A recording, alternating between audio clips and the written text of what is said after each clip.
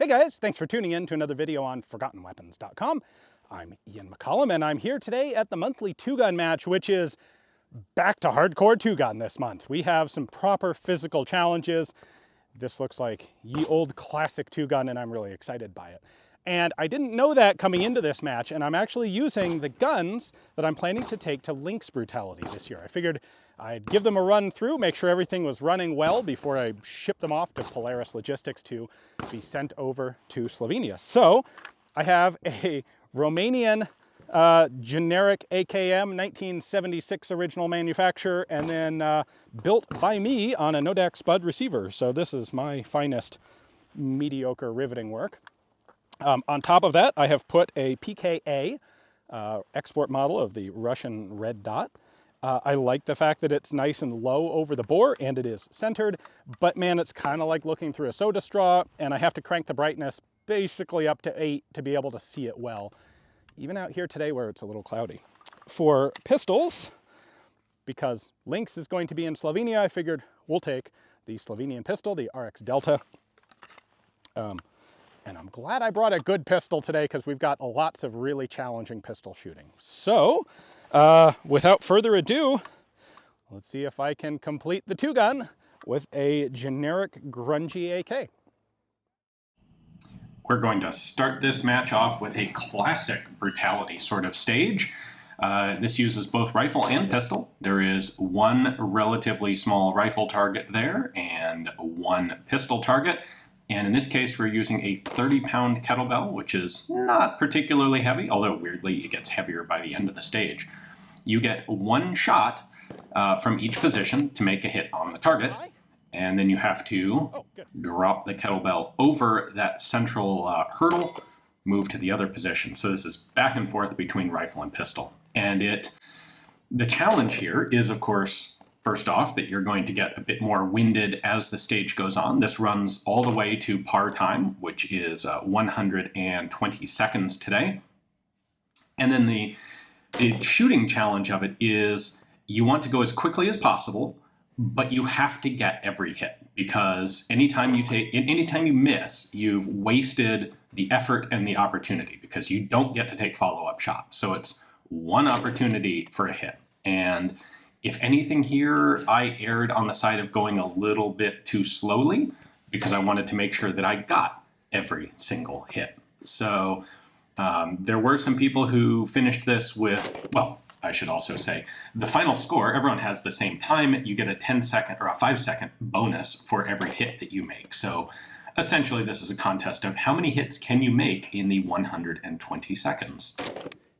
So it's a classic stage. It looks really easy, and I mean, technically speaking, it is pretty easy, but you have to maintain focus. You have to be careful. It's really easy to get to some of those last shots and pull jerk the trigger, go a little too fast, get cocky, miss, and then, every time you miss, you've just wasted an opportunity. So overall, I'm fairly happy with this.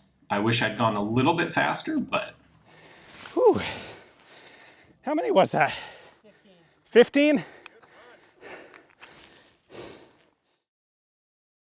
Now we're going to move on to classic cardio. Also, a classic brutality two-gun thing of self-resetting targets by virtue of making the shooter reset the stage, the targets themselves, as they're shooting the stage. So you have to get 2 hits on the rifle target and then clear the plate rack. That's not that hard, right? Well, there we go. However, once you do that, put your pistol down on the table facing the berm, and then you have to reset the plate rack.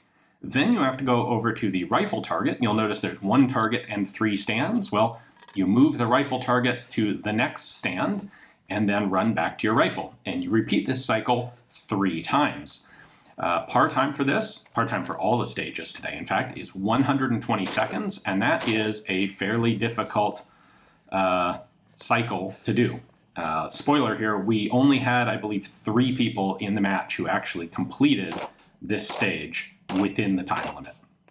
And one of them fired his last shot on the buzzer. So here's my second one.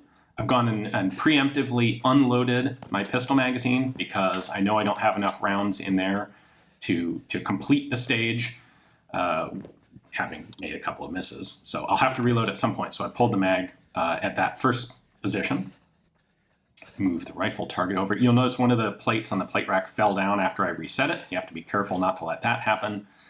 Now, got our last 2 hits. I've got a bit of a malfunction there on the rifle, and then a miss, which doesn't help, and then a miss, and then a malfunction. I ended up with a double feed, which fortunately I was able to clear by basically just shaking the rifle really hard. I could see that there were 2 rounds in there, and it looked like I could dislodge them, and I could, and that was faster than taking the magazine out. But I did get the second rifle set done. This is my 3rd set on the pistol. All I have to do is make it back to the rifle and get one more. Nope, there's the buzzer.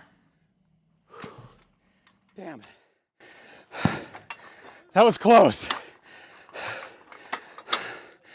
That was close. How you feeling? If I hadn't had those rifle mouths, I might have been able to make it.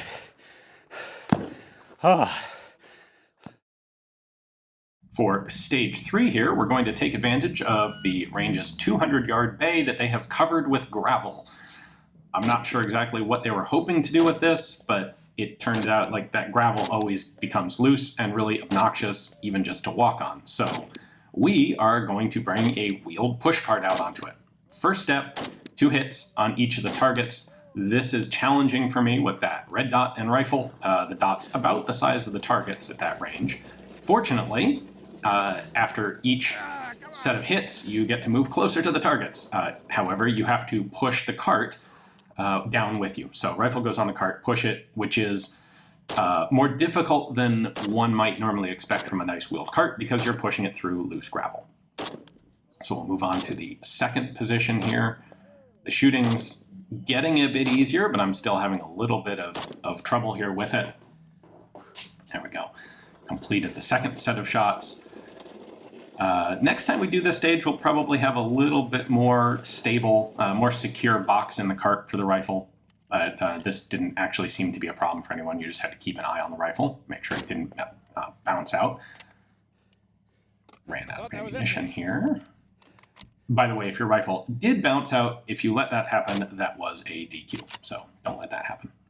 Another malfunction. I had a number of those through the course of the match, and it's something I will have to take care of, like sort out before I ship this rifle off to go to Lynx Brutality in a couple months. Now on to the 4th and final shooting position. This was a good stage. It was harder than people might expect. Stop missing. 2, 3, 4. See how easy it is when you follow my instructions? Why didn't you tell me that sooner? I could have saved so much time. That wasn't great. I had some weird stuff going on with the rifle. It felt strange. The trigger felt like it hadn't cycled. But every time I racked it, it seems to have been in fine condition. So I was being a little overly paranoid, I think. I was also, so I know the dot's a little low and I was not holding high enough. So, things to work on before Lynx. It's going to be all cardio all day today. Stage 4 is cardio and specifically just pistol work. So this one's a little bit complicated to follow. We had a number of people who got confused about the course of fire while doing it. You had to shoot 1 plate on the rack, and then you had 1 shot only for a plate on the Texas Star. Then you repeat, you get 2 plates on the rack and 1 shot on the Texas Star. If you miss your shot on the Texas Star, you had to run over to it while you were resetting the plate rack and knock the plate off by hand. This will continue. I'll now do 3 on the plate rack and 1 on the Star. I'll tell you what, this Arex Delta, just every time I take it out, it is a fun and easy pistol to shoot, and I would not have predicted that from a gun that is as inexpensive as these things are. So this will be a fun pistol to take to Slovenia, and man, I put that thing in my hands and I just managed to hit, almost always, what I'm aiming at. So this is another one of those stages that kind of looks deceptively easy, but all that sprinting can definitely take a toll on your pistol shooting if you're not careful. So I'll reload that guy up. And it's really easy to get cocky at something like this and start shooting too fast and missing, and then you're going to end up with problems. I'm doing well so far. Let's see if I can pull it off to the very end. This is a Holosun red dot, by the way, so cheap red dot on a cheap pistol. I do want a fully enclosed red dot. There we go. Too fast, too fast. Anyway, fully enclosed red dot so it doesn't get dirty at Lynx. There we are. Finished it off. I was just trying to channel Žiga. What would Žiga do? Žiga would run faster on every run than he did on the run before. I got a little cocky at the end with the pistol. Woo! That was a lot of fun. I'll be honest, part of me had kind of forgotten what it was like to have a really good physical two-gun match. It's something we don't really want to do here in southern Arizona in the summer, but when it's winter and the weather is nice and cool like this, it's a lot of fun to have the heavy running stages. Anyway, I don't know the scores yet. You've seen them. I think I probably did decently well. I know I did relative to my squad. We'll see how that compares to everyone else. Kind of redeemed myself a little bit on the pistol shooting there. So obviously I have some issues I need to work out with this rifle, figure out exactly what was causing the malfunctions. It may be something as simple as I just need to put a new recoil spring in it, because this may be the original recoil spring from 1976, which would explain why it's not so strong anymore. Anyway, we'll be re-zeroing the red dot when I get to Slovenia for Lynx Brutality, because I'll be having a suppressor on the gun. So we'll fix that over there.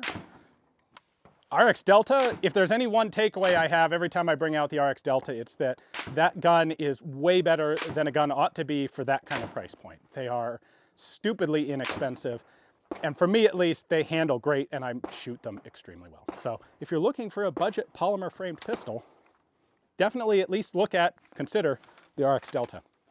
Hopefully you guys enjoyed the video. If you do, stay tuned. In a couple months, we'll be having Lynx Brutality coming up in Slovenia with Polinar Tactical. That's going to be a good time. Thanks for watching.